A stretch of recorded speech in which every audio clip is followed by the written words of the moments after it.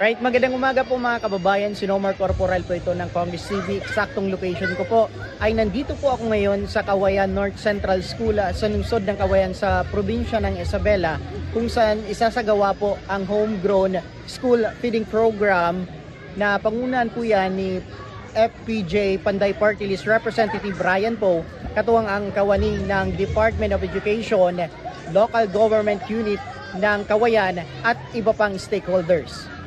Ang naturang inisyatibo ay pagtugon ng grupo sa nararanasang malnutrisyon sa lungsod, partikular sa naturang eskwelahan, kung saan ayon kay School Head Joseph Dulnuan, mayroon silang total na 1,700 na estudyante. 300 dito ang naitalang malnourished, kaya naman malaking bagay ito para sa kanila. Matatandaan, sa final report ng EDCOM 2, isa ang kalusugan sa nakaapekto sa mababang level ng pag-aaral ng mga estudyante. Kaya naman isang mga ganitong programa sa pinapalakas ngayon ng gobyerno. Tala, ito na po ang ikalawang taon na isinagawa ang naturang aktibidad. At yan muna ang update mula dito sa Cauayan North Central School dito sa probinsya ng Isabela. Para sa iba pang update, tutok lang sa Congress TV Digital at iba pang Integrated State Media o ISM.